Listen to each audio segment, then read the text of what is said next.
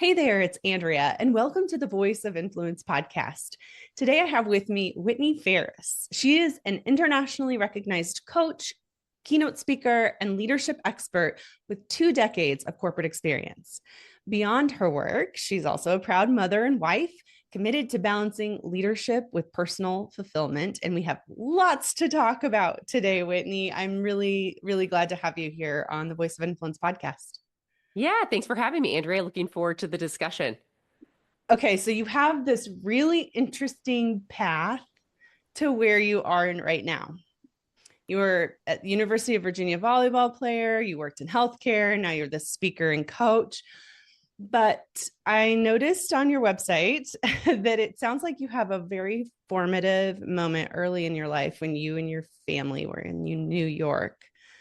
I'm hmm wondering if you could tell us about that first, and then I have a couple questions. Yeah, it's been a while since I've told that story. Happy to brush that one off. So when I was 6 years old, my brother was nine. We went to New York on vacation, New York City. I had a great uncle who lived there. My dad was actually going there on business, and we were standing in broad daylight out front of St. Patrick's Cathedral. And up comes a man, it's rush hour traffic. There's tons of people around. And I was standing next to my dad. He's a tall 6'4" guy, and he's recording, he's filming, right? The old school video cameras you had to like load on Yeah. your shoulder. Your young listeners won't know what those are, but they can Google it. And he just walked up and he said to my dad, "Hey, give me your camera. I'm going to shoot you." And my dad froze. And we're all sitting there like, what's going on? My dad, me, then my brother, then my mom, and my great uncle who was, in his like 60s. And my dad's like, "What?" And he repeats it, "Give me your camera, I'm going to shoot you." And my dad just said, "No way. Like, show me the gun." And out comes the gun. He presses against my dad's chest. And my dad froze. We were just all standing there like, what is happening right now? Like, this can't be real. And he looked at my mom and he's like, I mean, what do I do? And she's like, "Give him the camera." And it is actually a really crazy story if I went into all the detail, but I'll spare you of that. But essentially, the guy took the camera, he ran off, um, and he jumped his getaway car, panicked. So the guy took off without him. And the guy ended up jumping into the front seat of a police officer's unmarked car with him and his 6-year-old son. And so it did not end well. The two wrestled, and unfortunately, the man was shot and killed. And Oh in the midst of my. all that, there's a tour bus crashing into a limousine, and it was just a crazy scenario. But I would say in the probably 7 minutes between the time that the guy took off, what ensued was then my uncle took off. Why was he chasing him? I don't know. Terrible idea. Then my dad chases him. So when the gunshots happened, we didn't know where two people that we loved were. It was chaos. People are screaming, they're hitting the ground. And it was just such a crazy experience from the standpoint that in that 7 minutes, it feels like your life stops, right? You know someone is probably not well. You're selfishly hoping it's not the people that you love. You're confused. And it was just a moment, I think, for me that you realize life is so short. I mean, who's going to take this small town family from Indiana and like want their video camera, and why? In just in an instant, it was like one of the most important people in my life could be gone forever. And it ended up that, my dad and my uncle were okay and they made their way back. And, we were like celebrities in New York City for the rest of the week, with all the press waiting for us. And we had to sit front row at the Yankees game and get our baseballs autographed by all the players because they didn't want this small town family to have a bad impression of New York City. And but it was one of those things that it made me realize that life is so short. We have to really love the people that are around us. We have to show our gratitude. We have to keep in mind that in a moment, everything can change. And it's something that I actually didn't realize how it influenced my life until I got much older, where I started thinking about things I wanted to go after in my career or people that mattered to me. And in the back of my mind, or in my heart, I would feel unsettled. Like, why do I want to go after this job even though I'm not ready? Why, like when I met my husband, do I feel like I need to jump into this so quickly? But there was this urgency within me that said, when things matter, do it now because it might not be there tomorrow. And it was a little bit of a catalyst for making me realize I needed to just take the dream of starting my own company and do it sooner than later because you never know if I'm going to be able to do it in 2 years or 3 years. Wow, that is quite the story. My goodness. I'm curious how your parents handled it. Like, did your family have any kind of repercussions or like change or trauma or anything like from that? I would imagine that something would impact your family somehow. Yeah, I definitely think at some levels there's a sense, a hyper sensitivity to danger. Mm. My dad, growing up, him and my grandfather started a family-owned jewelry store. That's why we were in New York City. And so I think there was certainly this hypersensitivity where we thought, is something like this going to happen to us again? Is someone going to walk into my dad's store with a gun, which definitely happened to him, throughout his 40 plus years in business. So I think there is that lingering sense of fear that, gosh, like, what if this happens again and we aren't so lucky? But I have a very tight knit family, and I think we spent a lot of time talking through it. We actually did not want all the media attention. I mean, I still have the articles where our family is like on the front page of the newspapers in New York City because it was just a random thing to happen to a tourist.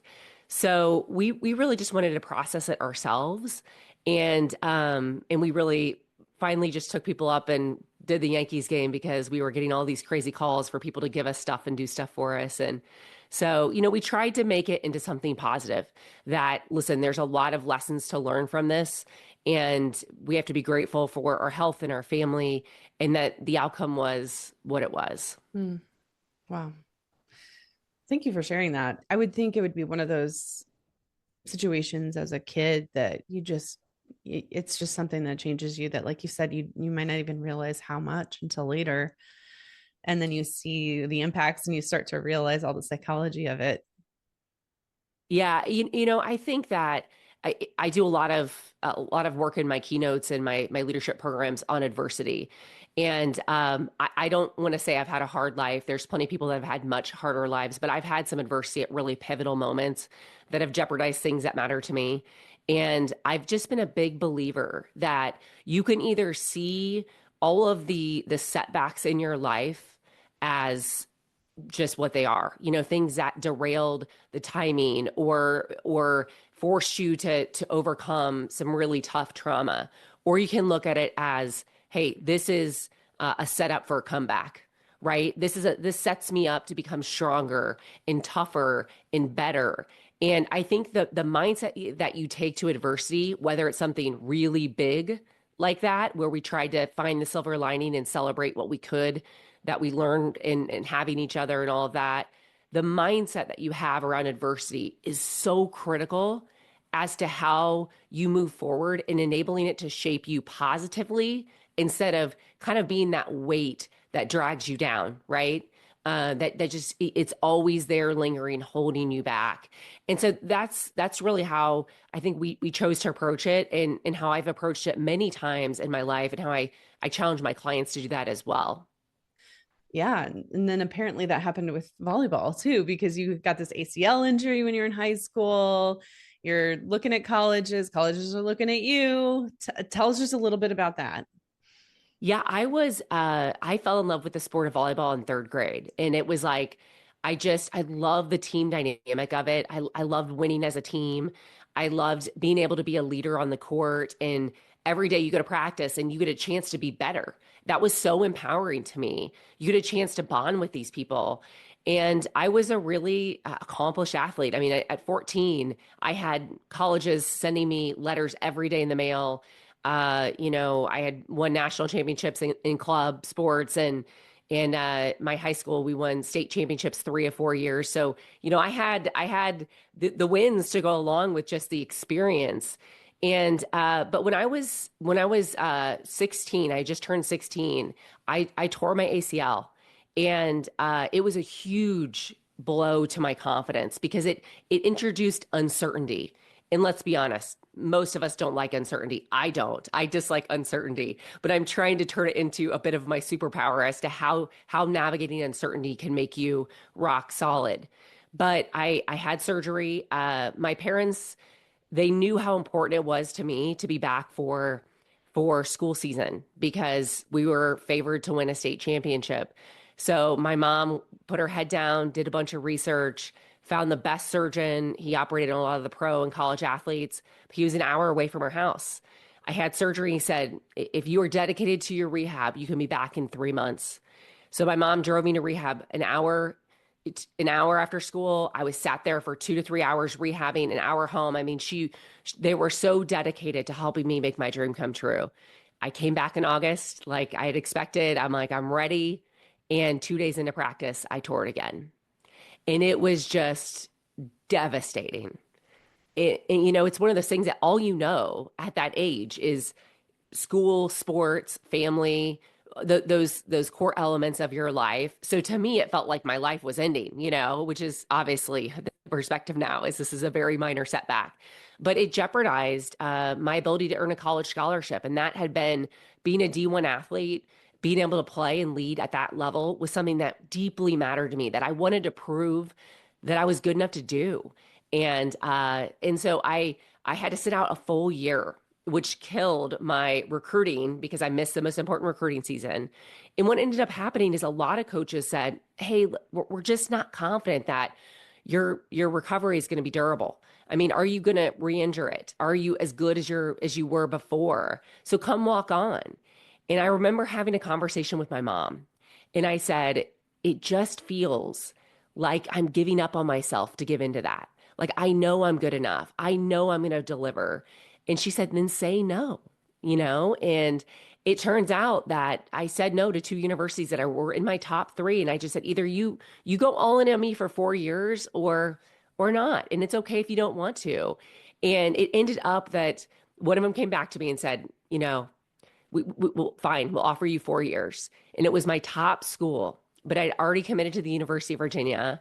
It was where I knew I should be once I stepped onto that campus. And I'm like, I'm good. I've committed to where I'm supposed to be. And I will tell you, that has been such a pivotal moment in my life because I know that recovering what it took mentally, let alone physically, but mentally, stepping back onto that court after two back-to-back injuries that were completely unexplainable, it makes you're in your head. And I was terrified to re-injure it. I was terrified not to be good enough to be at the level that I was.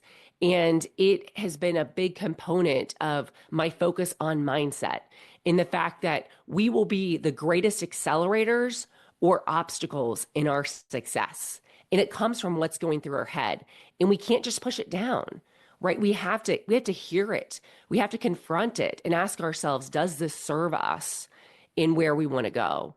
And so I will tell you, if I could look back on my life and undo something, I would not undo that scenario. I think it shaped me so formatively as an athlete and as a person.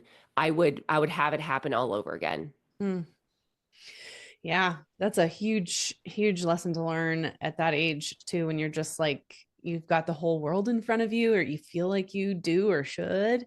And then all of a sudden it comes crashing down and yet you work back. And um, yeah, that's huge. In that point in my life, sports was my identity, right? It's where I derive my worth and my value. Now, I'm not saying that's right because I had a lot of other things I thought I was good at or I appreciated about myself, but it was my identity, right? And we do this in the workplace. We tag our identity to our title or how quickly we get promoted or our quota. And I believe all those things are important in their own space in our lives, right? In our careers. But what I find is that when people get so wrapped up in their work being their identity, that's where we head down paths that 3, 5 years down the road, we think, how did I get here? I'm not happy. Or I've made all these choices for work, but as a person, I've made sacrifices that I'm not okay with. And so it's a great question that I think we can all ask ourselves, which is what are we using to define our identity? And I'm not saying that sports or your career isn't a piece of it, but is it what's driving all of your decisions? And if the answer is yes, not right or wrong, but just make sure that's the path that you want to go. Hmm. Yeah, I'm curious how you would define identity then. Yeah, that's a good question. I think your identity are the things that you believe make you are the makeup of yourself to the extent that you derive your worth and your value and your goodness from them. It's like if I look at myself now versus even 10 years ago, I'd say my identity first is a mom. Doesn't mean I love my career any less. But my most important job, the thing that I want to be at the best at in life, is raising two great, healthy, happy kids that do good things in this world. And my career is part of my identity, but it's not the thing that is going to derive my worth, my happiness, my value. And there are way other things in there, but your identity, I think, when it's hitched too much to one thing, it drives us to a path where we eventually look back and go, what happened? Or why did I do this? And so it's easier to kind of check in and go, you know, what drives how I define myself as a person?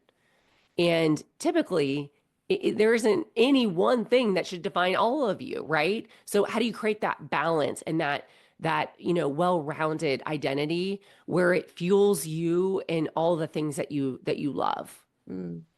Seems like even with your example of being a mother and at work and whatever, but like maybe there's something underneath of even that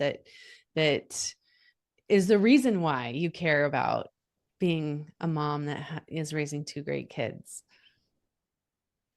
Yeah, well, I think it's probably because I was fortunate enough to have really great parents. Mm. And I will say, there's a lot of great values that they instilled in me. But the one thing that I will say I'm so grateful for is their ability to help me believe in myself and have confidence in myself and to love myself. Because when you leave the nest, it's like, they're not standing by your side when you're in college. They're not in the interview with you for that big job, right? And so, how do you stand on your own 2 feet? And there's just so many things they taught me, and I felt like they did a good job of balancing, instilling things in me as far as values and skills and attributes, but also giving me a little space to make my own choices and fail. And so it's probably why it makes me so driven um to do the same for my kids. I'm really proud of the things I've accomplished. Has it always been on my timeline? No. Has it been the path that I thought I would take? Absolutely not. When you say, like, I've had an unconventional career, you're absolutely right. And people ask me, did you mean to go from sales to commercial operations to org development, working in finance to launching your own company? And I say, well, yes and no. I didn't have this grand plan to do all these different moves, but I was intentional with each move about what is this move going to do as far as allowing me to do purpose-driven work, to grow myself personally and professionally, and to set me up for a career that I want to have 5 to 10 years down the road. In when those answers were at a satisfactory level, I'm like, let's go do it. It's scary, it's hard, it's risky. Let's go do it. And there's not been one I've regretted because it's what's led me here. Mm. Okay, so this theme of adversity and the unexpected. Obviously, there's a lot going on right now in the world and in the world that we're working in. And when you think of leaders who are handling it really well and not just for their company, yes, for their company, but also for the people that are working in their company. Hmm. What kinds of things do you think that they're doing, or the mindset? Maybe you want to speak to the mindset of those people. Let's do that first. Like, what do you think is going on in people that are handling this well right now? Yeah. It's a great question. The first thing I'd say is the mindset has to be based in reality. Like we are in an uncertain environment. There's lots of change and we got to be okay with it. So for a lot of us, even me, that means really thinking about what are the things that create the most level of anxiety or stress to me about all the uncertainty that we're facing in the world and at work, right? Things are definitely changing all around us. So I think that you can't just say, okay, this is what it is, go deal with it, but really confronting the things that are creating that sense of stress. And I always ask myself, what can I control? What about this can I control? Because I've learned the hard way of doing it wrong a lot of years that stressing about all the things we can't control is just wasted energy. You can use that to pour into yourself or other people in ways that drive value. You have to embrace the uncertainty and just say, this is the world we're living in. And I'm committed to being open-minded, to listening, to being curious and being adaptable. Mhm. Because we can be as rigid as we want, but everything around us is still going. So it will get left behind if we don't take that approach. I think in times like this, connection is more important than ever. I spent 17 years of my career at Intuitive, a very results driven organization, also people focused. And, the expectations were high. But at the same time, it's easier to achieve big goals when you know your leaders care. And I think in the corporate world specifically, really a lot of professional spaces, not just in big companies, it's easy to think the connection is soft. Really getting to know my people is soft. We don't have time for this. And I think it's the most critical strategic move you can make because you as a leader can't drive the results of your org, whether it's 5 people or 500 people. You have to inspire them to do the work, to come to you with their challenges, to trust you, to focus on the work and not be, derailed by all of the chatter and the noise that's happening around them. And the best way to do that is to connect with them, to invest in understanding who they are, what motivates them, how do you help them, where are they struggling, and that's not a one-time deal. That happens over time, and it builds trust, but it takes a little bit. It means you can't just say like, "Hey, how was your weekend?" And then they're like, "Oh, good, I did this," and you're like, "Okay, great, let's jump into business." It's about saying, "Hey, like I know your kid had a soccer tournament this weekend. How'd it go?" Like unprompted because you talked about it the week before. And just checking in on different things that are in the business that are tough for them. Hey, look, I know this is ahead of us. How you feeling about that? Don't make them have that tough conversation. Create a space Right. that's inviting where they know you genuinely care. And yes, it means you're going to cover less business topics on the call. And I promise you, it will be okay because you're going to have somebody that instead of trying to solve a problem themselves or struggle themselves, they're going to pick up the phone and call you because they trust you and because they know you're there for them. And that is real value to people and organizations. Hmm. Yeah, because they're worried too. They're sitting around going, what's happening? And how is this going to impact my work, the thing that I'm doing, and our company? And how will that affect me? And all those things too. So if they have that relationship, they can kind of count on you to be honest with them about how that's going to go and transparent. Yeah, and that's a really great point, which is as leaders, we can't pretend it doesn't exist, Right. right? When there's uncertainty, whether it's how what's happening, you know, outside the company, it's going to affect our business, or potential fears that there'll be layoffs within a company, or some sort of issue. The best thing we can do is be as transparent as possible, and when we can't be transparent, tell them that, Mm, right? Because there are times where it's like, hey, I'll take the layoffs example. I know there's a lot of chatter around this. And I know it's hard for you. I am not aware of anything that would affect our team.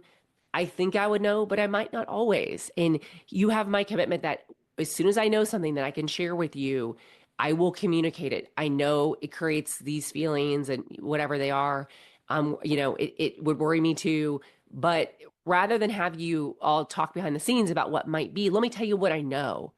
And just being transparent and recognizing it and letting them know that what you do know, and maybe, hey, look, there are going to be some changes. I can't go into all of them, but I think y'all are in a good spot, and just keep your head down, do your job. And when I can share more, I'll be back to you.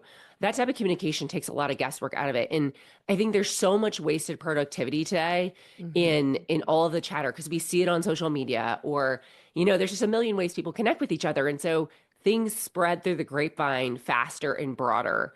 And so our ability as leaders to just be transparent, but also empathetic, I think can help our people focus on what matters. The idea of not worrying as much, you had said that towards the beginning of this little conversation that we started about this particular topic, and because the worry is the wasted time and energy. And I was wanting to go back to that. How do you think that leaders who do this well, who don't worry about it, or at least don't let themselves worry about it, what are they doing to not worry? You can't really just tell yourself not to worry. I think there's tricks around that, and I'm wondering if you have any particular tricks you want to share. Yeah. So, first of all, I think you have to know your tendencies. So, for example, there are people that they worry and they just push it aside, like I was saying, and it's just they're unsettled and they feel off, and that affects how they show up, whether they believe it or not. It does Mm-hmm. in some ways. There's people who then spiral, like they take the worry and they're like spiraling about it for hours or days or weeks. There's people that aren't aware of it, like they feel off, but they don't want to actually explore, do that reflection to define what's pulling on them in a negative way. So I think the first thing is know your tendencies around stress and worry and anxiety. I've been an anxious person my whole life, and I know that I can spiral, and I go to like worst case scenario immediately. I'm like, what's the worst thing that could happen? What's the middle, what's the mid level, catastrophe? And what's like the best case scenario? And honestly, what I've learned is that I just have to allow myself to think of those three options, right? So if your tendency is what it is, just ask yourself, how do I control it a little bit more in minimize the impact of that? So if I'm someone who likes to spiral and really, I got to think through it and I got to have my moment, give yourself 5 to 10 minutes to have that thinking and then commit to moving on. It sounds like that's never going to work. It works. It actually works. Like, hey, I know I need 5 to 10 minutes to vent about it, to talk to a friend, to think about all the terrible things that could happen. This is how I operate, but I'm gonna limit it to 10 minutes, and then I'm gonna say I've processed it, I felt the feelings, I've confronted what could happen, but also a lot of those things aren't gonna happen, and I have to move to a place where I am, I'm productive and I'm moving Moving on, right? forward. Yes, Yeah. yes, So, yes. and so I think the first piece is knowing your tendencies and then trying to get them in check a little bit more. The second thing is what I said about adversity. It's our ability to look at a situation and say, what good can come out of this? Right? Let's say my leader that I've loved and has been a great mentor to me, they're leaving the company, right? And I'm like, this is my person. They've championed my career. They've supported me. I trust them. Well, you know what? I'm going to get a chance to learn from somebody new. I'm going to get to build my brand with somebody else. I'm going to have the opportunity to bring value to somebody that is going to be new to this position. Those things are real. They are real, and you can choose to live in the bad or you can find the good and see those as an opportunity. And so I think those are just a couple of the ways that I encourage people to approach it. And then at the end of it, you just got to say, what's in it for me if I keep down this thought process? Like if I keep going down this path of I'm stressed about what could happen, this could ruin my career. This mistake is like the biggest mistake I've ever made, and no one's ever going to trust me or give me a project in. What good can come out of that? If the answer is nothing or very little, we probably should change it. And it's the ownership piece where you realize you're actually the person creating this tension or pain for yourself. You're the only person that can keep it there or move past it. So take the ownership and move on. And I will tell you, a lot of people, as they start practicing those strategies, they'll take one step forward, two steps back. You'll shut it down, that after 10 minutes of that catastrophe thinking, you shut it down. But then that night when you're going to bed, it creeps back in your head. You got to shut it down again. It's a process it's a marathon. If you consistently practice it like a habit over time, that first time you shut it down, it's gone, right? It's in a place where you can think about it logically and not emotionally. Lots of the great things there. I think the giving yourself time, that time and space to deal with something, and then saying, now I have to move on. That's a discipline that I think that a lot of people don't necessarily know to even think about having. We kind of just let things happen in our minds and in the way that we're thinking about things. And so that's super helpful. I always use the fact that, and I've checked this through multiple sources, but the average person has 65,000 thoughts per day, and 75% are negative and 95% are repetitive. So just think about that. So if we choose to just ignore the things that are swirling in our mind that are likely creating a feeling before we are uh, before it goes from our subconscious to our conscious thinking, it's probably creating that feeling. You just feel a little off. You just feel a little irritable. You can't pinpoint it. You're like, I don't know why. You got to tune in and go, what's driving this? Like, you got to search for that answer. Because if not, there's a narrative that's going to go through your head. There's a story that you will tell yourself. You can own the pen to the story, or it can write itself. And I got to tell you, like, we're human. So the story it writes itself is probably going to be one of all the things we didn't do great, that aren't even important or significant to anybody but us. So that's one of the things I tell myself is I can either be in the driver's seat of my mindset, or I can let it control me.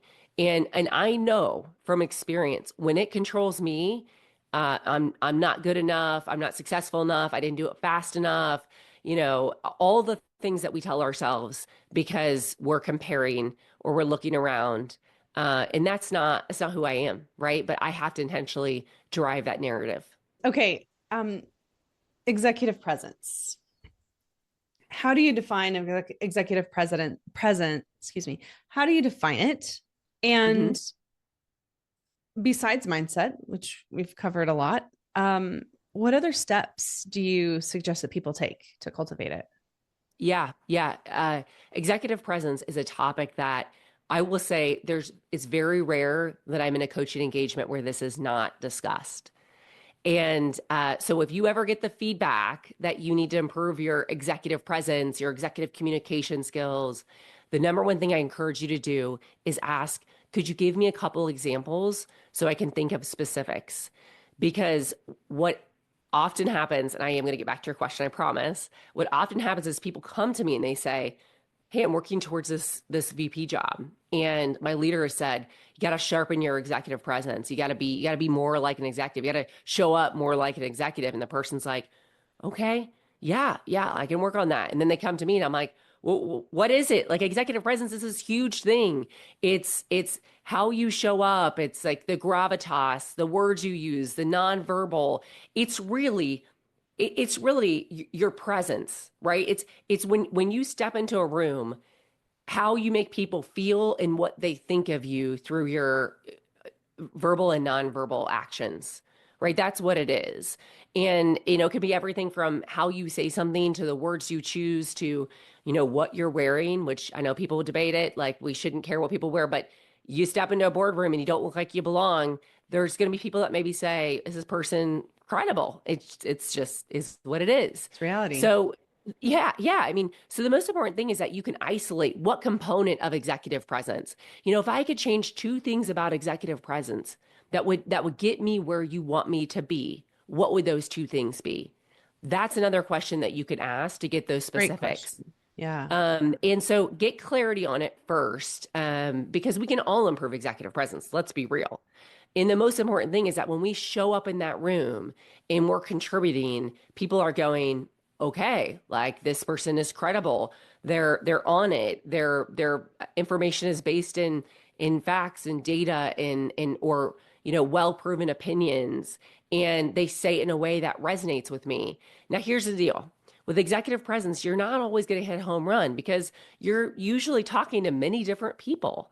And even if it's not in one meeting, when I'm in a meeting with business partners versus my team versus senior people versus a customer, I gotta flex that a little bit to the audience. Still be me, still be authentic, but flex a little bit to what the audience needs so I relate, so that I am somebody that they believe um, knows them and gives them what they need in that engagement, right? So going back to your question, it's a little bit about what executive presence is to me. I would say the first thing is you have to know that the deeply rooted behavior that is driving your executive presence gap. So, as an example, there are people that are trying to get to that next level and they say, gosh, I know I'm a VP, but I don't even see myself as a VP. I see myself as like the senior analyst that started at the company 10 years ago, but I'm a VP. Well, that probably is what's creating their fear of maybe not speaking with confidence, shrinking when they get an objection or a question. We can work on objection handling and communication skills, but if the problem is deeply rooted in their belief in themselves, we got to fix that, right? So things like confidence, things like how you view yourself, things like your process. For some people, it's just their process to prepare in some of those bigger meetings and engagements that they have to fine tune to be really sharp and thoughtful and intentional.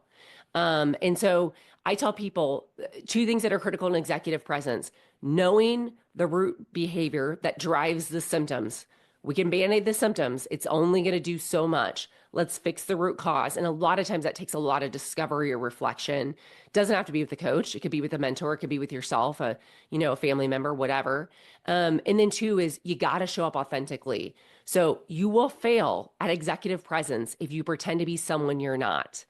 You may succeed sometimes, but at some point, putting on that facade of trying to be like everybody else in the room, like, hey, I'm in a room of a lot of very serious, high level leaders that it's all business. There's no pleasantries, and I'm this outgoing person. If I try to show up as that, I'm going to be off. I'm going to feel off. I'm going to come off in a way that probably is just awkward, right? So when you show up in the meeting, you don't have to be overly bubbly and outgoing, like to an extent that it's awkward, but be yourself. If you smile, if you're outgoing, be that person. You can be anyone you want to be and have executive presence. It's just how you intentionally construct it to balance authenticity with doing it in a way that has that executive command. Really good. Ruthless prioritization. Tell me about this and why it's so important and why it's hard. I mean, it's easier to say why it's hard. Let's be honest. um, I mean, I always tell people the hardest thing about becoming an adult was probably that I realized that the homework never ends. Like the to-do list is never ending.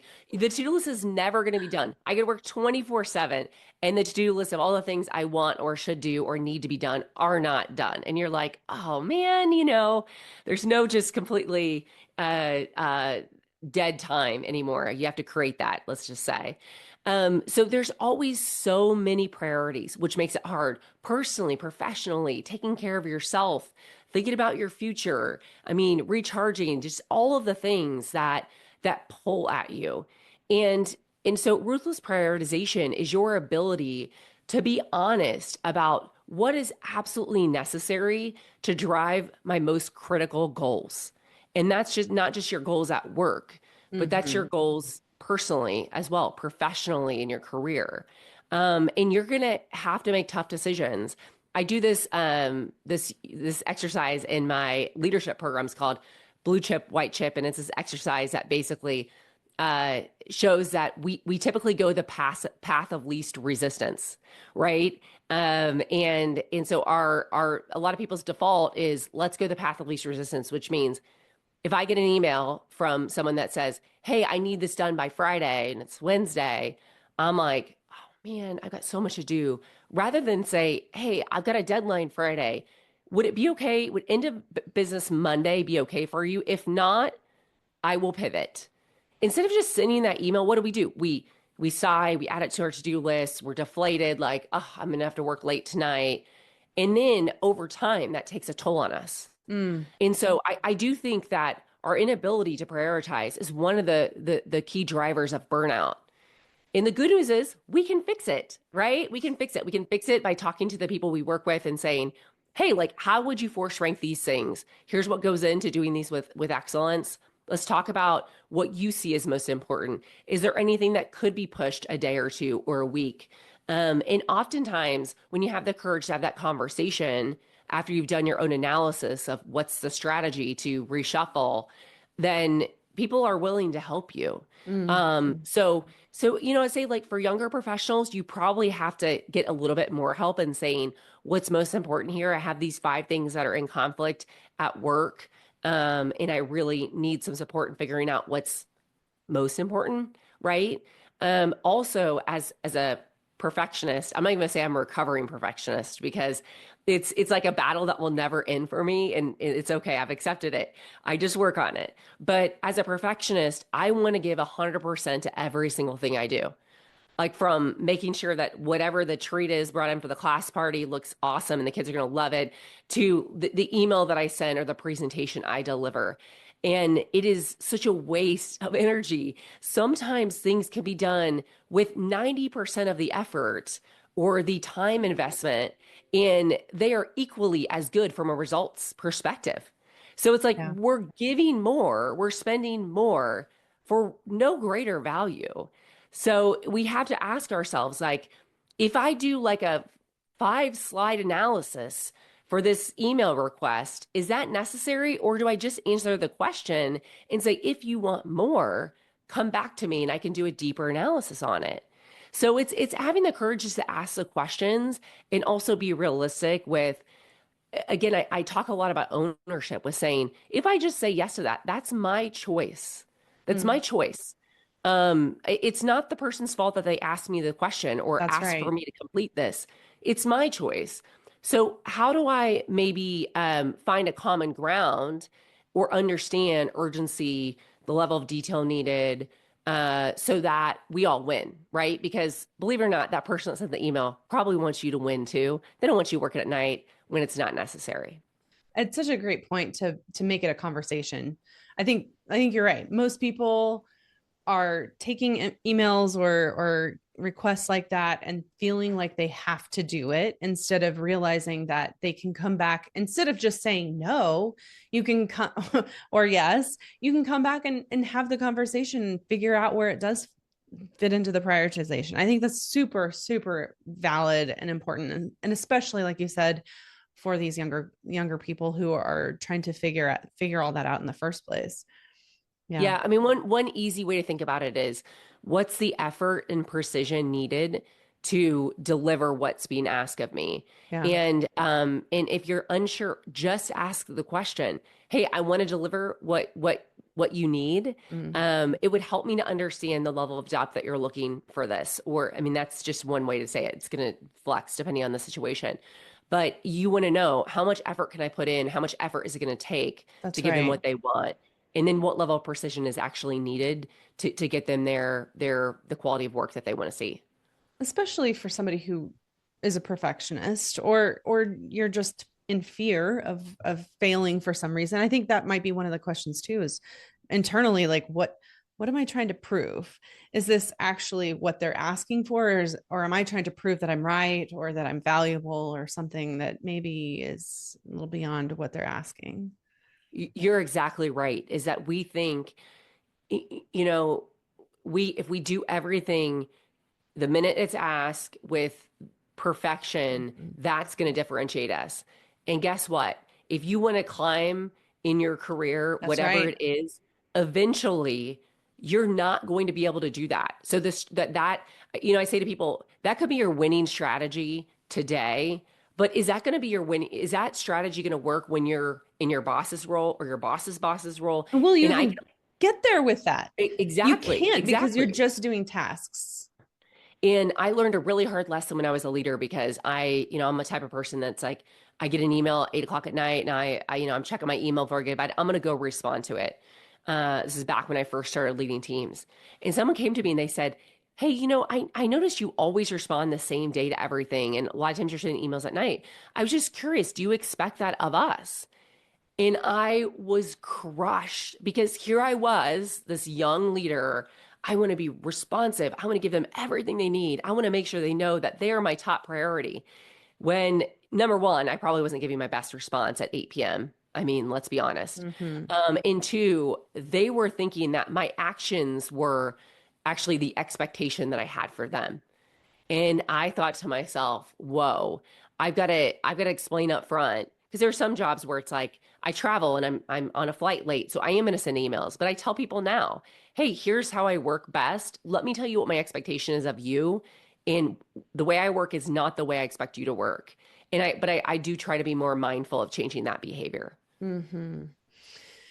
A couple more questions. So, first of all, mentorship. You've had, I'm sure, many great mentors, especially, in as an athlete and in work, and I'm sure in life. But is there anything that they've done or that something that stands out that you've really applied to your own life and the way that you want to show up as a mentor? Yeah, there's many things, and yes, I've had lots of great mentors. I think that one of the things that they've said is like you can strive for the next job, the career that you're getting pulled to do or you think you should do or makes the most money, but you have to ask yourself, do you love the work and is it what you want to do? And I hit a pivot point in my career where I really wanted to keep rising as a sales leader, but I knew that long term I wanted to be more of an executive in an organization. And I believe that I needed more well-rounded skills than just sales leadership skills. And so I actually took a job that was, I mean, a lateral move, but if I'm honest, it was kind of like lateral and just a slight step down. And it was really hard. It's super humbling. And believe me, people made comments about it at times like, why'd you do that? Like, what happened? But I had to be really honest about where I wanted to be 10 years down the road and also what I wanted in my personal life. And at that time, I had my daughter and I was in a role where I was, leaving the house at 6 a.m. and getting home at unexpected times. And I knew we'd probably have another child soon. And I thought, these are the times where I want a bit more flexibility. And that was hard to admit to myself because I felt like I was giving up a little on my career. But again, I look back and I go, what's my number one priority in life? And it made the choice easy. Like, hey, take this job. It's going to be a step down. Who knows if it'll work out? It did work out in great ways, but I had to be true to what I wanted to do, what I wanted for my career, and what was important to me. And that's the ones I encourage everyone to think about because it's easy to get pulled into a job or to get competitive and say, well, all these people that I got hired the same time as me or at this level. I got to be at that level. And it's not worth it. It's wasted energy. Whitney, where can people find you and yeah, connect with you? Yeah. So follow me on LinkedIn. And I'm also on Instagram at Whitney_Ferris and Facebook at Whitney Ferris Coaching. So I put out stuff every week and I would love to connect with your listeners and help them in any way that I can. And my last official question if you could offer one challenge to someone who wants to help shape the future, what would it be? Bet on yourself in big ways. Nobody needs to believe in you except you at the end of the day. It's just if you have a vision, if you have a dream, if there's something you want to accomplish, you have to just go all in on yourself and say, let's do it. And that doesn't mean you just go into action. You have to develop the strategy and the plan and be real about the skills you don't have and that you need to get. But if you don't go all in on believing in yourself, you'll get stopped. You'll be drawing on other people to fill your cup, and it's got to come down to you in those tough moments. You got to look at yourself and go, I'm in. Hmm. Great challenge. Thank you so much for being here on the Voice of Influence podcast today, Whitney. Thanks for having me. It was great talking to you.